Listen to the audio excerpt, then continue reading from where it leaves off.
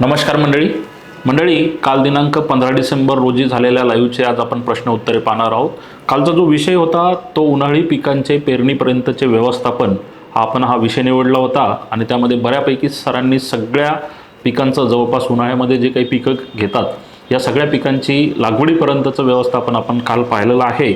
आज त्याच्या प्रश्नांची उत्तरे आज आपण पाहूया। सगळ्यात पहिला प्रश्न आहे, तुरीच्या शेंगा तोडणी करताना हाताच्या बोटाला काळे डाग पडतात, काय कारण आणि त्याच्यावर काय उपाययोजना करावी। सगळ्यात पहिले सांगायचे म्हणजे जे द्रव्य असते, जो चिकट द्रव असतो तो त्याचा वॅक्स असतो आणि त्या वॅक्समुळे जे आहे त्याला ते अनुवंशिक असते, त्याला काही कुठला उपाय करून काही फायदा नाही आहे। तर हा एक पहिला प्रश्न होता। दुसरा प्रश्न आहे, कापूस फळदर ठेवायचे आहे, कोणते औषध फवारणी करावी। आता कापूस जो आहे बऱ्यापैकी शेतकऱ्यांनी पहिला काही या पावसामुळे जे आहे पहिला फार जास्त काही कापूस निघालेला नाही, त्यामुळं बऱ्यापैकी बहुतांश शेतकऱ्यांनी जे आहे कापसाचं फळदर घेतलं आहे। फळदर घेणं जे आहे आपण ज्या पद्धतीनं सरांनी सांगितलेलं आहे की सगळ्यात पहिले त्याचं पाणी तोडा, पाणी तोडल्यानंतर पानगळ होऊ द्या, झाल्यानंतर त्याला रासायनिक खताची मात्रा द्या आणि नंतर पाणी चालू करा। बुडापासून शेंड्यापर्यंत जर पानं आली असतील पूर्ण बारीक बारीक, तर त्याच्यासाठी जे आहे आपल्याला सगळ्यात पहिली फवारणी घ्यायची आहे ते म्हणजे त्याच्यात सरेंडर घ्या। सरेंडर जे आहे हे अळीनाशक म्हणून काम करेल, सोबत त्याला जिब्रेलिक ॲसिड आपल्याला अल्कोहोलमध्ये किंवा ॲसिटोनमध्ये ते मिक्स करून घ्यायचं। सगळ्यात पहिले तर पानांचा आकार वाढणं हा महत्त्वाचा असतो, तर ही एक पहिली फवारणी घ्या।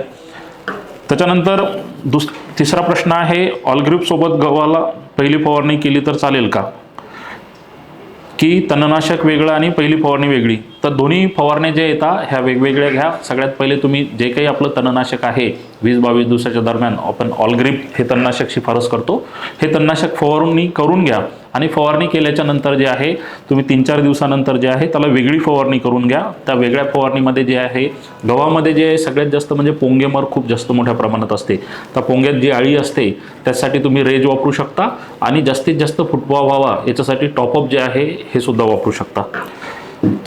त्याच्यानंतरचा प्रश्न आहे, आपली छावा 2 एकरात 36 क्विंटल काढून शेणखत पसरून भुईमुगासाठी शेत तयार करून ठेवले आहे। 2021 पासून तुमचे व्हिडिओ पाहतो, 5 वेळा बघितलेला आहे, संपूर्ण साक्षर झालो। तर धन्यवाद दादा तुमचं। आणि 2 एकरात 36 क्विंटल म्हणजे एका एकरात जवळपास तुम्हाला 18 क्विंटल कापूस निघाला, त्यामुळं खरंच खूप चांगल्या पद्धतीनं तुम्ही उत्पादन घेतलेलं आहे। बाजरी लागवडबद्दल सांगा। तुम्हाला कालच्या ज्या व्हिडिओमध्ये जे आहे बाजरीचं पेरणीपर्यंतचं सगळं व्यवस्थापन पाहिलेलं आहे, तो व्हिडिओ जर नसेल पाहिला तर तो पूर्ण लाईव्ह एकदा पाहून घ्या। ऊस पिकाला आळवणी फवारणी व्यवस्थापनावर लाईव्ह लवकरात लवकर घ्यावे। तर ऊसावर जे आहे सरांना मी सांगतो, ऊसाबद्दल जे आहे त्याचं इतभूत माहिती जी आहे हे सर तुम्हाला देतील, लवकर लाईव्ह आपण घेऊ ऊसावर। तुरीच्या पिकावर शेंगमाशी असल्यास काय फवारणी करावी। शेंगमाशी जी आहे तुरीवर बहुतांश ठिकाणी शेंगमाशीचा प्रादुर्भाव दिसत आहे, त्यासाठी रावडी जे आपलं कीटकनाशक आहे रावडी साधारणतः 20 मिली प्रतिपंप 20 लिटरसाठी घेऊन त्याची फवारणी करू शकता। यावर्षी तूर पिकात फुलाचे शेंगात रूपांतर होऊ नाही राहिले, काय कारण असेल। आपल्या शेड्यूलनुसार 3 फवारणी झाले, तूर कोरडवाहू आहे, काही खरं दिसत नाही। काही काळजी नका करू, सध्या जे आहे थंडी जास्त असल्या कारणामुळे जे आहे कन्व्हर्सेशन होत नाही, बहुतांश ठिकाणी फुलातच तुरी येतात, तर ॲटोमॅटिक तुम्हाला जे आहे थोडंसं थंडा कमी झालं की ॲटोमॅटिक फुलातलं रूपांतर तुम्हाला शेंगात झालेले दिसेल। नमस्कार साहेब, 6BA बद्दल माहिती द्या, हरभऱ्यात टॉपअप सोबत चालेल का। 6BA हरभऱ्याला फार जास्त फवारण्याची आवश्यकता नाही आहे, टॉपअप सोबत तुम्हाला घ्यायचं असेल तर घेऊ शकता, पण त्याचं प्रमाण हरभऱ्याबद्दल मला सांगता येणार नाही। 6BAचं कार्य जे आहे हे पेशींचे विभाजन करणे, फुटवा करणे आणि आकारसुद्धा वाढवणे हा 6BAचं कार्य आहे।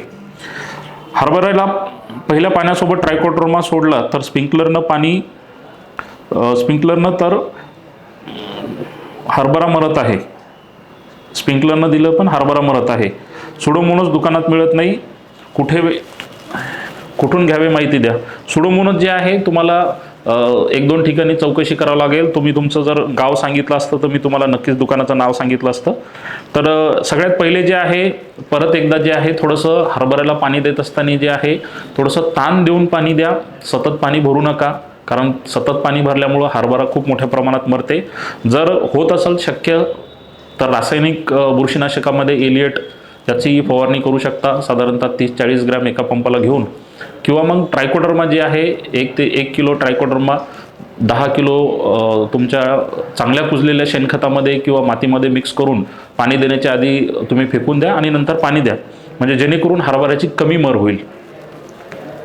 सर मी टॉपअप 1919 विद्राव्य खत, एलिएट बुरशीनाशक, इमामेक्टिनची फवारणी केली, फार उत्तम रिझल्ट आले. टॉपअपचा फार चांगला रिझल्ट आला. सर तुम्हाला धन्यवाद, चांगली मार्गदर्शन केल्यामुळे. तुम्हाला सुद्धा खूप खूप धन्यवाद. सर आमच्या इथे छोटे पक्षी हरभरा खात आहे, त्यावर काय उपाय करावा? हे बघा, पक्ष्यावर तर काही फार जास्त कुठला उपाय नाही करू शकत आपण, किंवा औषधी वगैरे कुठल्या नाही आहे त्याला. एक झिल्ल्या मिळतात जे की बऱ्यापैकी शेतकरी तुमच्या मक्यामध्ये, ज्वारीमध्ये आणि बाजरीमध्ये ते झिल्ल्या लावतात. ते जर झिल्ल्या होत असतील, एकदम आपल्या रीलसारखी असते ती आडकाठीनं जे आहे पूर्ण रुमाली गोट पद्धतीनं जर लावता आल्या तर त्या लावून द्या.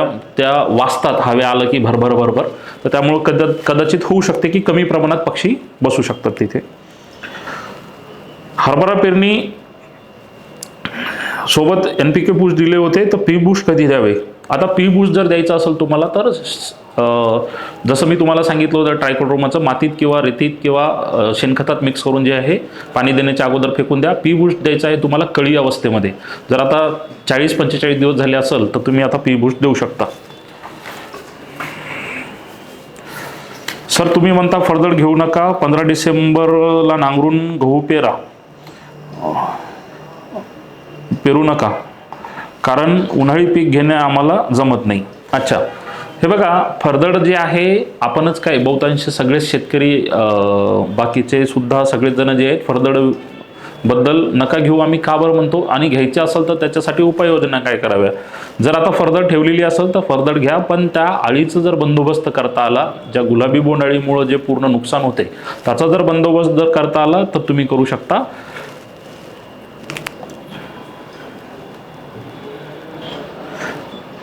माझी कपाशी फरदडली पण त्यावर काळा मावा आहे, बोंड बारीक आहे, थोडे चिकट आल्यासारखे आहे, त्यावर उपाय सांगा. जर आता काळा मावा आहे, बोंड बारीक आहे, तर याच्यासाठी सरेंडर घ्या साधारणतः 40 मिली, नोवेक घ्या 40 ग्रॅम, भरारी घ्या 10 मिली, आणि GA जे आहे ते साधारणतः 1 ग्रॅममध्ये 3 पंप करून, एक अल्कोहोलमध्ये किंवा ॲसिटोनमध्ये विरघळून याची तुम्ही 1 ग्रॅममध्ये 3 पंप 4 पंप करू शकता, किंवा 100 लिटरला 2 ग्रॅम टाकून त्याची फवारणी करू शकता तुम्ही. सर डिसेंबरच्या शेवटी जानेवारीच्या पहिल्या आठवड्यात गव्हाची पेरणी केली तर जमणार नाही का?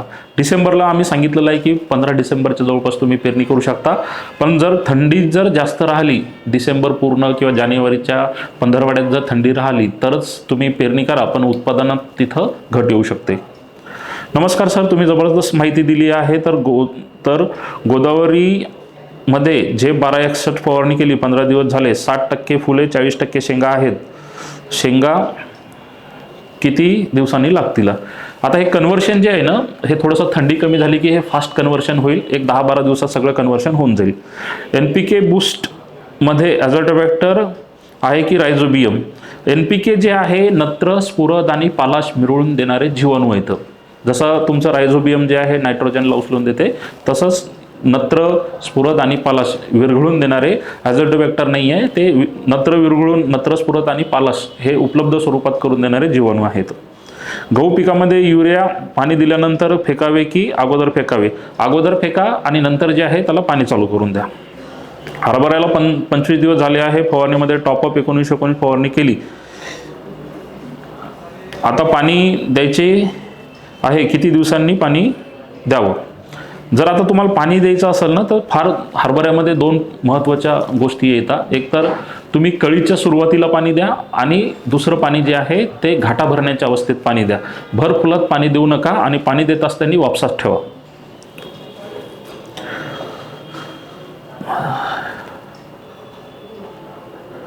सर गहूवर तणनाशक फवारा 4 डिसेंबर रोजी ऑलग्रीप फवारा केला पण तण पिवळं पडलं, डबल फवारा करायची गरज आहे?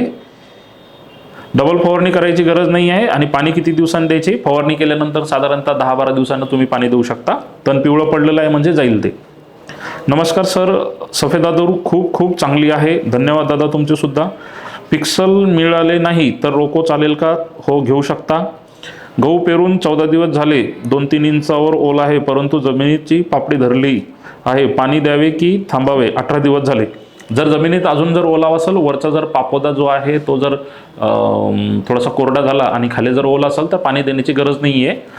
थोड्या दिवस थांबून पाणी दिलं तरी चालेल. कापसाला नवीन शेंडे फुटले आहे, 10 ते 15 बोंडे आहेत, तर त्याचा शेंडा खुडावा का? कापसाचे आता काही शेंडे गिंडे खुडून काही फायदा होत नाही. जे आहे त्या पद्धतीने तुम्ही कापूस घेऊ शकता. नमस्कार सर, माझा हरभरा 18 दिवसाचा झाला आहे. ओलून पेरणी केली होती, तर आता पाणी कधी देऊ? तर तुम्हाला जर पाणी द्यायचं असेल तर गरजेनुसार पाणी द्या, वापसा अवस्थेत पाणी द्या, किती गरज भासते ते पहा. नमस्कार सर, आम्ही एक डोळा पद्धतीने ऊस लागवड केली आहे. 15006 या बेनी 5 बाय 1.5 फूट अंतरावर ड्रिपवर लागवड केली आहे. तर जास्त थंडी आहे तरी उगवण लवकर होण्यासाठी काय करावे? कृपया मार्गदर्शन करा. आता बघा, साधारणतः ऊसाला जे आहे उगवणीसाठी जे आहे जवळपास 22 ते 23 दिवस लागतात. तर ते दिवस जर झाले असेल तुमचे तर काही त्याला वेगळं काही करण्याची आवश्यकता नाही आहे. आणि जर जास्त दिवस जर झाले असतील त्याला, तर मात्र तुम्हाला तिथं मॅग्नेशियम सल्फेट एकरी 5 किलो आणि सल्फाबूस जे आहे एकरी 1 किलो याची तुम्ही ड्रिपवर लागवड केलेली आहे, त्यामुळे हे ड्रिपमधून सोडून द्या. त्यामुळे थोडंसं लवकर उगवण होण्यासाठी मदत होईल. प्रोपिको बुरशीनाशक आहे का? हो, बुरशीनाशक आहे. गहू तणनाशक फवारा केल्यानंतर युरिया द्यावे लागेल. गहू तणनाशक फवारा केल्यानंतर युरिया द्यावे लागेल. तुमचा काही प्रश्न समजला नाही मला. नमस्कार साहेब, शेतकरी मेळावा कधी घेणार आहे? मागच्या वर्षी यायला मिळाले नाही. ज्यावेळेस आम्ही शेतकरी मेळावा घेऊ त्यावेळेस नक्कीच तुम्हाला कळू. गव्हामध्ये ऑलग्रीप तणनाशकाने कोणते कोणते तण मरते? यामध्ये जे आहे हे ऑलग्रीप जे आहे मेथॅरसल्फिलॉन मिथाइल हे घटक आहे. आणि यामध्ये जे आहे फक्त रुंद पानांचे तण तुम्हाला नियंत्रणात मिळतात. नमस्कार साहेब, उन्हाळी ज्वारी कोणती व्हेरायटी ड्रिपवर पेरणी जास्त उत्पादनक्षम आहे? येत्या 2-3 दिवसात पेरायला चालेल का? आता ज्वारीची जी आहे पेरणी करू शकता. त्यामध्ये विठ्ठल आहे, 3201 आहे आणि 5401 आहे हायटेकची. हे मिळाली तर पेरा, फायदा होईल तुम्हाला. हरभरा पेरून 45 दिवस झाले, बारीक गवत दाट निघाले आहे. आता डवरणी केली तर चालेल का? हरभऱ्याला फूल लागले नाही. जर फूल लागले नसेल तर डवरणी करू शकता, पण 45 दिवस झाले म्हणजे नक्कीच तुमच्या हरभऱ्याला फुलं एकट-दुक्कट चालू झालेले असाल. तर जर फुलं लागले नसेल तर तुम्ही करू शकता, आणि फुलं लागले असेल तर डवरणी टाळा. नमस्कार साहेब, मी आपल्या बूस्टरचा भरघोस हा गहू फक्त बूस्टर नाव पाहून 1.5 एकरात 60 किलो पेरला आहे. आपल्या मार्गदर्शनानुसार सीड ट्रीटमेंट करून खत दिले, जमीन भारी आहे, तरी कमीत कमी किती उत्पादन येईल? हे आपल्या नियोजनावर अवलंबून आहे. गहू जो आहे साधारणतः एकरी जे आहे 20-25 क्विंटलच्या वरच पिकतो. तुरीच्या फुलामध्ये शेंग कन्व्हर्शन होत नाही, थंडीमुळे होत नाही, मी तुम्हाला आधीच सांगितलं. ऊसाच्या शेतात हायब्रिड ज्वारी घेतली तर चालेल का? हो, घेऊ शकता. गहू पिवळा पडत आहे, त्यासाठी टॉपअप रेज आणि प्रोपिकोचं फवारणी घेऊ शकता. नमस्कार सर, हरभरा पहिली फवारणी तुम्ही सांगितल्याप्रमाणे घेतली, आता दुसरी फवारणी कोणती घ्यावी? वाढ, फुटवे व पाहिजे, कोरडवाहू हरभरा आहे आणि भरारीला पर्याय सांगा. भरारी जर मिळत नसेल तर तुम्ही ब्रासोनालाइट जे काही कुठल्या कंपनीचा आहे ते घटक घेऊ शकता. आणि पहिली फवारणी तुम्ही कोणती केलेली आहे माहीत नाही. जर कळी अवस्था असेल सध्या तुमची तर तिथं इमान, झेब आणि 1261चा फवारा करा. आणि जर भर फुलात जर हरभरा असेल तर तिथं मात्र तुम्हाला रावडी किंवा सिंजो अधिक रायबा अधिक 03234 अधिक व्हिसल ही फवारणी तुम्ही ते करू शकता भर फुलात असेल तर. सर आपले प्रोडक्ट भातकुली लहानोजी कृषी सेवा केंद्र येथे महागात विकत आहे. अशा कृषी सेवा केंद्रावर औषध विकत घेणे शेतकऱ्याला परवडत नाही. अशा कृषी सेवा केंद्रावर आपला माल ठेवू नये. नक्कीच तुम्ही म्हणताय तर त्यांना आम्ही विचारू काय काय नाही ते, आणि जिथून स्वस्त मिळेल तिथून तुम्ही नक्की घेऊ शकता आणि याची शहानिशा आम्ही नक्कीच करू. नमस्कार साहेब, टॉपअपमध्ये कोणते घटक आहे? टॉपअपमध्ये जे आहे हे ॲमिनो बेस उत्पादन आहे. फुटव्यासाठी, व्हेजिटेटिव्ह ग्रोथसाठी खूप चांगलं आहे. तूर एक बी उबळणे चालू आहे. हा प्रश्न तुमचा काही समजलेला नाही. एकी उबळणे चालू आहे. जर रब्बीची तूर लावली असेल आणि उबळणं जर चालू असेल तिथं ट्रायकोडर्मा किंवा एलियट किंवा क्रिप्टॉक्स याची ड्रेंचिंग करा. सर आपले 25D51 या वाहनांचे काही यावर्षी व्हिडिओ यूट्यूबवर नाही आहे, तर पुढच्या वर्षी लावायचं की नाही ते कसं कळणार? आम्ही तुम्हाला सांगू. ते उत्पादन जे आहे तुम्हाला नक्कीच त्याबद्दल सगळी सविस्तर माहिती यूट्यूबवर पाहायला मिळेल. नमस्कार सर, ह्या वर्षी 265 उसाला तुरा आला आणि त्यामुळे दशी पडते, ज्यामुळे टनेजला कमी भरल. शेतकऱ्यांचे आर्थिक नुकसान सोडावे लागेल. तर तुरा येण्याची व वजन घटण्याची काय कमतरता असू शकते? तुरा येणं आणि वजन घटणं याची कमतरता कुठली नसते. जर 265 ऊस असेल आणि ते 265 जो आहे तो जर 14 महिने होऊन जर गेलेले असेल तर तिथं तुम्हाला नक्कीच तुरा पाहायला मिळेल. बऱ्यापैकी जे आहे 8005, 10001 हे जर ऊसा असेल तर याला 12 महिन्याच्या नंतर जर नाही नेलं तर 13व्या महिने तुरा, म्हणजे 10 महिने 8-9 महिन्याच्या नंतर जर त्याला परिपक्वता त्याची अवस्था लवकर आहे. त्यामुळे ज्या ऊसाला जास्त तोडणीला उशीर झाला असेल तर त्या ऊसाला तुरा नक्कीच पाहायला मिळतो. नमस्कार सर, मक्का कोणत्या मशीनने काढावा? थ्रेशर का हेरंबा? थ्रेशरनं काढून घ्या. गव्हाला झिंक DDT फवारणी करू शकतो का? करू शकतो. टरबूज खरबूज लागवड पिकावर एक व्हिडिओ बनवा प्लीज. आपल्या नियोजनानुसार लागवड करायची आहे. टरबूज आणि खरबूजवर मी स्वतः तुम्हाला सविस्तर माहितीचा व्हिडिओ मी दिलेला आहे, तो तुम्ही पाहू शकता. गव्हाला दाणेदार झिंक मिळाले नाही तर चिलेटेड झिंक 500 ग्रॅम घेतले आहे, चालेल का? चालते, काय अडचण नाही. मक्का लाल होत आहे, उपाय सांगा. झिंक EDTA जे आहे 20 ग्रॅम, किंवा जर जमिनीतून देता आलं तर पोटॅश आणि स्फुरद तिथं देऊ शकता. कापूस विकावा का ठेवावा ते आपण सांगू शकत नाही. काबुली हरभऱ्याला फवारणी करून 10 दिवस झाले आहेत. झेप 1261 फवारणी केली, डबल झेपची फवारणी केली तर चालेल का? हरभरा फुलत आहे. हो, करू शकता. झेप शिल्लक आहे तुमच्याकडं. तर गव्हाला खताचं नियोजन: urea 30 kilo, 10-26-26-25 kilo, zinc DTA 500 gram, रायझरची 5 किलो जमेल का? देऊ शकता, काही अडचण नाही. जर तुम्हाला 10-26-26चं थोडंसं मात्रा जर वाढवता आली तर फार चांगलं होईल. Sinjo boost bore zinc DTA 05234 तुरीला दुसरी फवारणी जमेल का? पहिली फवारणी 15 ते 20 दिवस झाले आहे, पण कळ्या भरपूर आहेत, भरपूर प्रमाणात आहे बोरॉन आणि झिंक. जर तुम्ही सिंजो बोरॉन झिंक 05234 घेत असाल तर देऊ शकता, काही अडचण नाही. सर आपण झिंक सल्फेट पहिल्या पाणी वेळीस दिलं व तणनाशक फवारणी केली, त्यानंतर टॉपअप 1261 झिंक DTA फवारले चालेल का? चालेल.